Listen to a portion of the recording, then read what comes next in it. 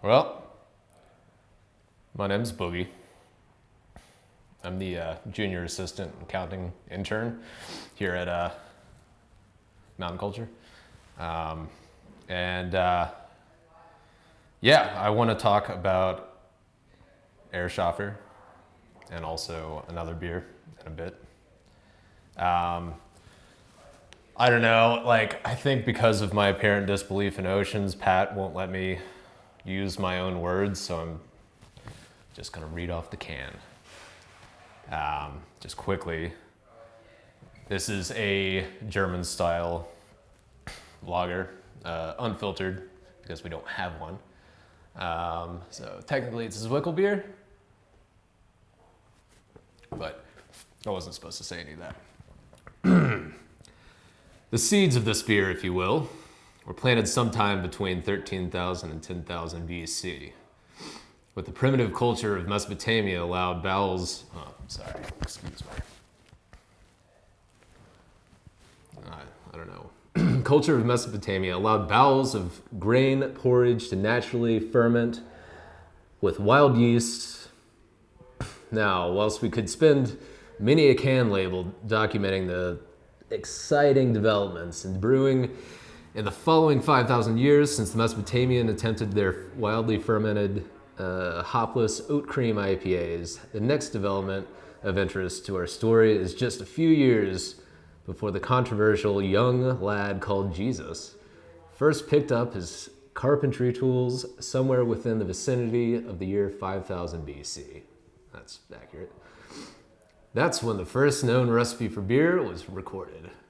Documented by our good friends, the ancient Egyptians, papyrus scrolls suggest that the first Egyptian beers use ingredients such as pomegranates, dates, and indigenous herbs. You could almost say that they were the original hype brewers, despite them claiming that small batch, naturally fermented beers using historical brewing techniques could not possibly be hype. Moving along, the ancient Egyptians used beer within that religious ceremonies with the pharaohs themselves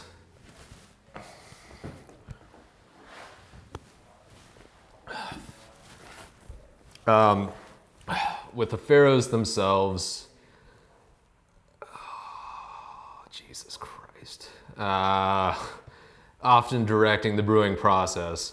Some claim that the pharaohs were indeed the first brewmasters, leading to some modern brewmasters only half jokingly asking to be referred as pharaohs, a fact that we are desperately trying to keep from DJ. Beer and the knowledge of its production moved from the Middle East through the Mediterranean and to Greater Europe. It was in Europe that arguably the biggest development towards modern day beer were made. And whilst we're here, we'll go as far to say that the biggest developments towards human civilization as well.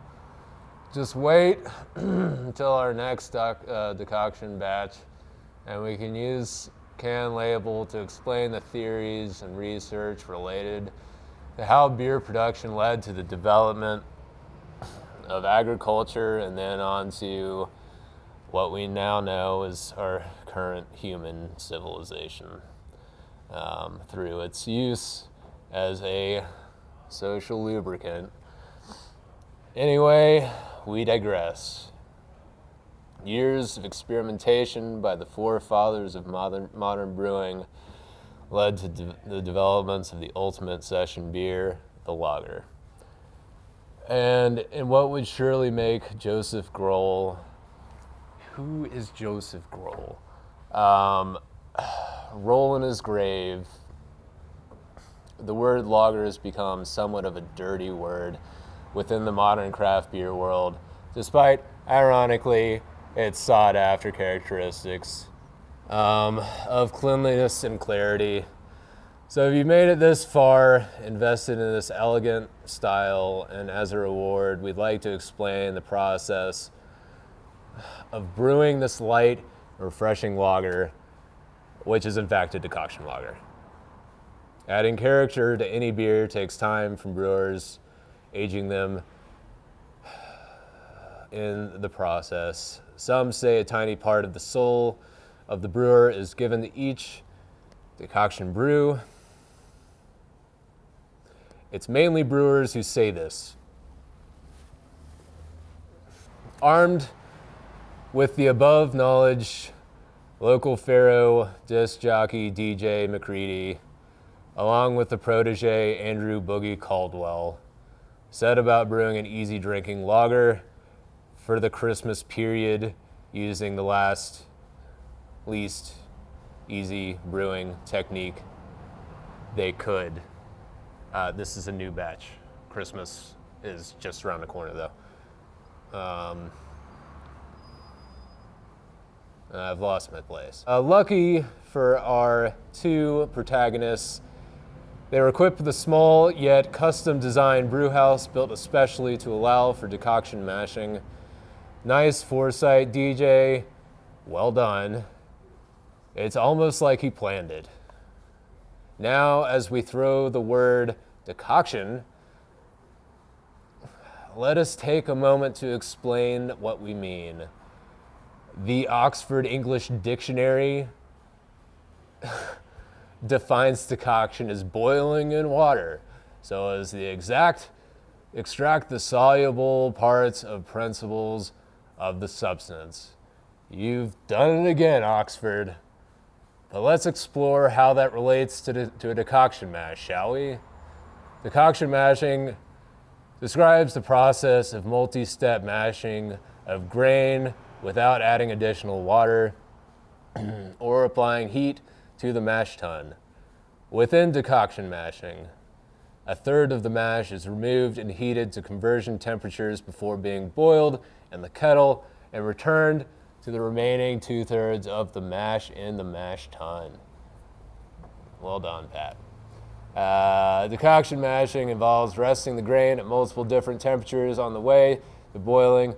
The process provides a number of benefits to the finished beer by increasing starch conversion, improved utilization of undermodified grains, improved hop break formation, and decreased hot side aeration. This historical brewing technique was utilized by the medieval and Renaissance brewers as it allowed for predictable I don't think that's true. For predictable temperature boosts and result in the time before the invention of thermometers, whilst increasing the extraction from poorly modified continental malts. The improved extraction of undermodified malt was important, as early malted barley was rarely prepared to allow for the easy extraction of fermentable sugars. The boiled process bursts starch granules and softens undermodified types of the malted barley, which in turn improves extraction efficiency, allowed for a greater yield of those fermentable sugars that yeast love. There is no longer an issue with the improvements in malted grain production. However, it is an issue when you ask for specifically undermodified malt, which is exactly what we did. And our friends at Voyager Craft Malt delivered with an undermodified pale malt they generously called Mountain Culture Pilsner. A fitting name, as sometimes we feel undermodified here at Mountain Culture when we compare ourselves to some more established breweries. Through the brew day, we gave our lager 3 rests prior to the final boil with the aim of imparting a warm malty character to the beer. We used hops sparingly during the boil and only in an effort to accentuate the malt and the yeast profile. This is in fact a single hop decoction lager, a fact we didn't widely advertise as we thought the hype around it would just be too much to handle. Hallertau tradition was used throughout the boil. This Huel-based fine aroma hop provides subtle nectar, fruits, and subtle earthy flavors. The decocted wort was then transferred to one of our fermenters from primary fermentation, which occurred over approximately a week. before having the temperature dropped to 0 degrees to commence the process of lagering, which it did for a number of weeks. Thank goodness. The vast majority of lagers are fermented using the Saccharomyces pastorianus yeast strain. The yeast was able to ferment out some complex sugars that most ale yeasts are unable to. For this lager, we use Bluestone yeast, Pilsen yeast, known for its low production of sulfur and diacetyl, in an effort to again work with local artisan makers. And all of this leads to a delicate, clean, and balanced lager that is extremely easy drinking. Basically, it takes forever to brew.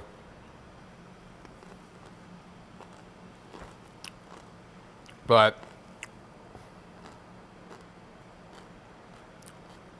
lasts until fleeting moment, or lasts only fleeting moments. Wait, why did we do this again?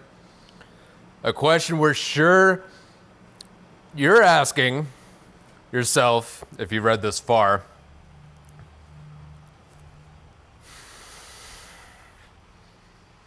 Finally, we named it Ershaffer, a German word meaning maker, which the European forefathers of this brew whilst also a tribute to all the modern brewers or makers that inspired and push us to explore our craft day to day. Also, it sounds fun.